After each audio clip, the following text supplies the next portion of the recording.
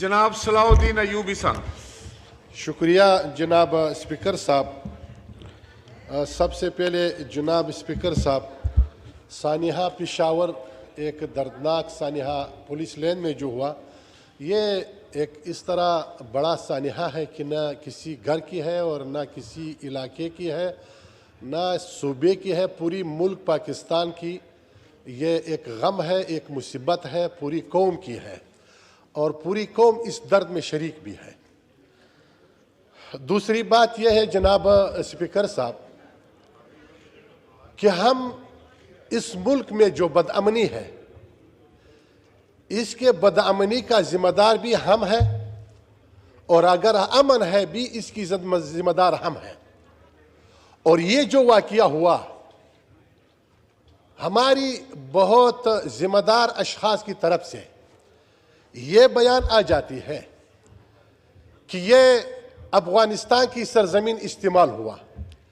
کیا اس لفظ سے ہماری اس بچوں کی، اس بیووں کی، اس گھر والوں کی تسلی ہو گئی جن کے گھر سے اس کے جوان شہید ہوا، اس کے سرمایہ اس کے ہاتھ سے نکل گیا؟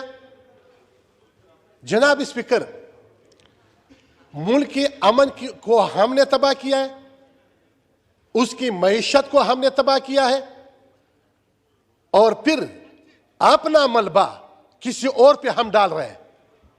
یہ ناانصافی ہے. جناب اسپیکر صاحب، افغانستان میں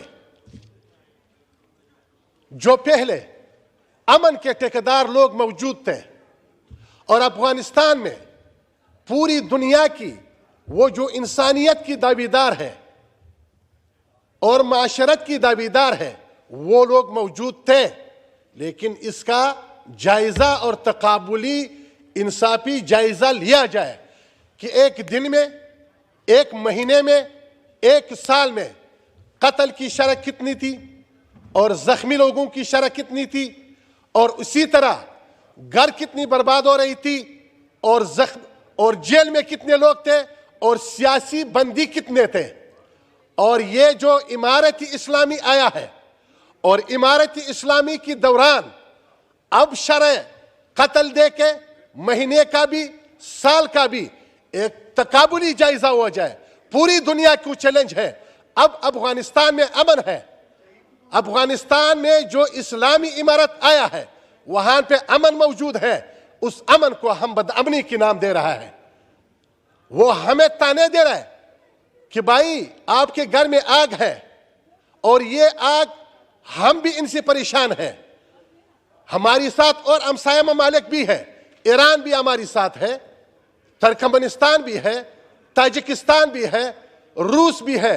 کسی اور ملک میں بدامنی نہیں ہے ہماری وجہ سے، اور پاکستان میں کیوں بدامنی ہے؟ اور ہمیں پتہ ہے کہ یہ بدامنی کس وجہ سے ہے. خامخواہ اپنے دل کی درد کو ہم کسی اور پہ ڈال رہے ہیں. کیوں؟ یہ ناانصافی ہے. میں تو یہ سمجھتا ہوں کہ ہماری یہ 20 سال میں جب امارت اسلامی افغانستان میں نہیں تھے، پاکستان میں کتنا خودکش ہوا، پاکستان میں کتنا بدامنی تھی، اس کا بھی تقابلی جائزہ ہو جائے. اور یہ جو امارت اسلامی 1 سال سے افغانستان میں برسر اقتدار ہے، اس کا بھی تقابلی جائزہ لیا جائے. یہ بہت خطرناک بات ہے اس وجہ سے کہ معیار وہ باہر مغربی دنیا ہے. اگر انہوں نے کسی کو امن کی سرٹیفکیٹ دے دیا تو ہم بھی کہیں گے کہ یہ امن کی پیروکار ہے، اور اگر انہوں نے کہا کہ یہ دہشت گرد ہے تو پھر ہم جلدی سے بول رہے ہیں کہ یہ دہشت گرد ہے. اگر دہشت گرد ہے یا دہشت گرد تھے تو پھر قطر میں ان لوگوں کے ساتھ ابھی جو ان کے کہنے پہ ہم لوگوں کو دہشت گرد کہہ رہی ہے، تو کیوں قطر میں ان کے ساتھ مذاکرات ہوا اور پھر افغانستان کیوں حوالہ ہوا؟ یہ پوری دنیا اتنا کمزور ہے یا انہوں نے شکست کھائی؟ اگر کمزور بھی ہے یا خود انہوں نے حوالہ کر دیا تو پھر ہم کون ہوتے ہیں کہ ہم کہیں گے کہ یہ دہشت گرد ہے یا اس کی وجہ سے ہمیں بدامنی ہے اور اپنے بدامنی کو کسی اور پہ ڈال رہے ہیں؟ اس کی معیشت بھی ہم سے اچھے ہیں اور اس کی امن و امان بھی ہم سے اچھے ہیں. اگر کوئی ملک ہماری ملک میں بدامنی بھی پھیلا رہا ہے تو ہمیں یہ نہیں کہنا چاہیے ایسی حالت میں کہ 120 لوگ یا 100 سے اوپر لوگ ہماری شہید ہو جائے اور 100 لوگ ہماری زخمی ہو جائے اور ہم لوگوں کی تسلی اس سے دے کہ یہ فلان ملک کی زمین استعمال ہو رہا ہے. یہ تو کوئی شرم کی بات ہے. اور دوسری بات یہ ہے کہ ملک خدا دادی پاکستان ہم ایک قوم ہے. پنجابی ہے, پشتون ہے, بلوچ ہے, سرائکی ہے, یہ سب ایک ہے.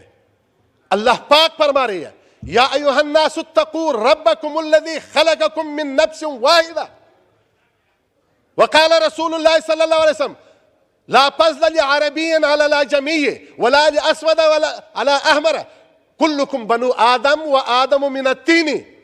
یہ تفرقہ کہ ہم فلان ہیں, یہ فلان ہے, پشاور میں ہو رہا ہے, یہ ہم ہے, یہ ہماری بچے ہیں. پوری انسانیت اسلام ایک جسد ہے. اگر ایک جسد میں جہاں پہ بھی تکلیف ہو وہ تکلیف ہے. یہ مناسب الفاظ نہیں ہے کہ فلان میں نہیں ہے, لاہور میں نہیں ہے, کراچی میں نہیں ہے. لاہور میں بھی دہشت گردی ہو گئی ہے, اس کی واردات کراچی میں بھی ہو گئی ہے. پوری آپ کی پارٹی اس کی زد میں آ گئی ہے. میرے پارٹی اور ہماری پاکستان کے کونے کونے میں اگر کسی جگہ میں تھوڑا امن ہو تو ہم خوش ہونی چاہیے. ہمیں اس پہ درد کیوں ہونی چاہیے؟ بھائی ہم ایک جسد ہے. اگر ہم مسلمان ہیں ہم ایک جسد ہے اور ایک جسد میں اور پوری ہماری قوم اس میں اکٹھے ہو جائے. یہاں وحدت کی ضرورت ہے, اتفاق کی ضرورت ہے اور اس وحدت کی وجہ سے, اتفاق کی وجہ سے ہم امن لا سکتا ہے. اس وجہ سے پاکستان میں امن نہیں آئے گا کہ ہم اپنے برائی کو اور اپنے کمزوری چھپانے کے لیے کسی اور کو ذمہ دار ٹھہرائیں گے. اس سے پاکستان میں امن نہیں آئے گا, یہاں خوشی نہیں آئے گا. ہماری معیشت تباہ ہے. اگر ہم کہیں کہ فلاں نے تباہ کیا, فلاں نے تباہ کیا, یہ معیشت ٹھیک نہیں ہو جائے گا. اور پھر 3.5 سال سے جو انہوں نے کیا اس ملک کی اور اس ملک کو انہوں نے کیا درس دیا, کیا سبق دیا, معیشت تباہ کیا, امن کو تباہ کیا. یہ سارے مہرے وہی ہے کہ اس کی وجہ سے, اس کی پالیسیوں کی وجہ سے ہماری معیشت بھی تباہ ہے, ہماری امن بھی تباہ و برباد ہے. وہ بھی جیسے ہماری بہن نے کہا اس طرح دندنانہ پھیرتے ہیں اور ہم دفاعی پوزیشن میں ہیں, ہم معذرت خانہ پوزیشن میں ہیں. کیوں؟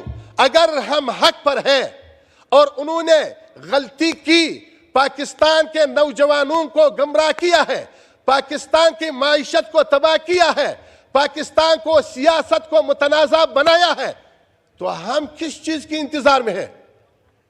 تو وہ انتقامی سیاست کرتے تھے.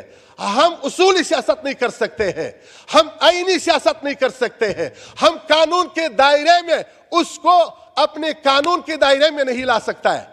تو جناب اسپیکر, یہ ہے کہ افغانستان امارت اسلامی پوری پاکستان کے ساتھ بہت پیلی ہوئی ہے.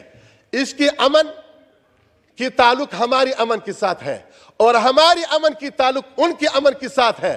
ہمیں یہ سوچنا چاہیے ہماری خارجہ پالیسی یہ سنجیدی ہونی چاہیے. خارجہ پالیسی پوری جو ہماری ہمسایہ ممالک ہیں ان کے ساتھ اچھی تعلقات ہونی چاہیے. اگر کسی سے گلہ بھی ہو, شکوہ بھی ہو, تو آئینی طریقے سے, قانونی طریقے سے تو ان سے بات بھی کیا جائے, کمیٹی بنائے جائے, تو ان کے ساتھ مذاکرات کیا جائے. اگر ہماری کوئی شکایات ہے اور ہماری, ورنہ تو ہماری ملک کی معیشت بھی اس سے ٹھیک ہو جائے گا, معیشت میں بھی بہتری آ جائے گا کہ ہم پوری ہمسایہ ممالک کے ساتھ اچھی تعلقات بنائیں. اچھی تعلقات سے ہماری معیشت. لیکن اگر ہماری لگام کسی اور کے ہاتھ میں ہے اور اس لگام کے وجہ سے ہم اپنے بھائی مسلمان کو دہشت گرد کہیں گے اور ہم اپنے ملک کے امن کے تباہ کرنے کے ذمہ دار اس کو ٹھہرائیں گے، اور ہم اس کے معیار، ہماری کوئی معیار نہیں ہے، معیار ہماری ان لوگوں کی ہے، اور اگر انہوں نے کہا کہ یہ سچے امن والے لوگ ہیں، یہ فرمانبردار لوگ ہیں، ہم بھی کہیں گے کہ یہ سچے ہیں۔ یہی افغانستان کی امارت اسلامیہ کی طلباء، طالبان، یہ دہشت گرد تھے جب انہوں نے کہا اللہ اکبر، اللہ اکبر۔ صلاح الدین صاحب اس کو اب فوری طور پہ کنکلوڈ کر لیں جمعہ۔ ٹھیک ہے جناب اسپیکر، میں یہ کہہ رہا ہوں کہ کون ہے آپ سے امن کے حوالے سے قربانی والا؟ کون ہے ہم سے امن میں قربانی والا؟ ہم نے اس ملک کے خاطر، اس جمہوریت کے خاطر، اس ملک کے آئین کے خاطر جتنا قربانیاں دی، تو کوئی ہماری مقابلہ قربانی میں نہیں کر سکتا ہے۔ جمعے کے دن میں نہیں گن سکتا ہوں، تو ہم نے قربانی بھی دی، ہم نے اس دہشت گردی کا مقابلہ بھی کیا، لیکن یہ مناسب نہیں ہے کہ ہم اپنا گھر کی آگ کی ذمہ دار کسی اور کے ٹھہرائیں۔ اور دوسری بات یہ ہے جناب، یہ ہماری چمن کی، KPK کی تاجر لاہور میں، ان کے ساتھ ظلم ہو رہا ہے، ان کو دکانیں کی تالے توڑ رہا ہے، اس کے خلاف دہشت گردی کے مقدمات درج کر رہا ہے، FIR درج کر رہا ہے۔ تو اگر انصاف کی بات کی جائے تو کہہ رہا ہے کہ غیر قانونی مال ہے، غیر قانونی مال ہے۔ میں پوچھتا ہوں یہ غیر قانونی مال، غیر قانونی مال کہاں سے آیا ہے، کس راستے سے ہے، کتنے لوگوں کو آپ نے سسپینڈ کر دیا ہے؟ اگر غریب لوگ ہیں وہاں سے آ کر کے، چمن سے آ کر کے، KPK سے آ کر کے لاہور میں مزدوری کر رہا ہے، ان کو جیل میں ڈالا جا رہا ہے، اس کو زد و کوب کر رہا ہے، اس کے دکانیں توڑ دے رہا ہے، اور اس کے مال کو وہ ضبط کر رہا ہے۔ کیوں؟ ایسے اگر ہم نے ملک کے معیشت کو ٹھیک کرنا ہے، یہ 5 تاجرون چمن کے یا KPK کے لوگوں سے ہم نے اس کرپشن کو ختم کرنا ہے۔ جب ہم 1 کروڑ میں 60 لاکھ روپے کمیشن میں دے رہا ہے، کیوں نہیں ختم ہو رہا ہے؟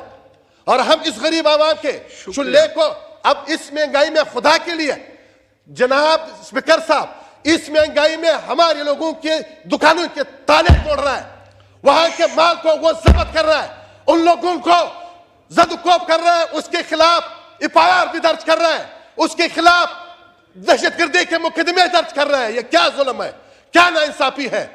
شکریہ۔ اس کو بند کیا جائے، ورنہ اس کے خلاف ہر عمل کے بعد رد عمل ہے۔ اگر رد عمل انسانوں کی طرف سے نہیں ہے، اللہ کی طرف سے آئے گی۔ تھینک یو، بہت شکریہ۔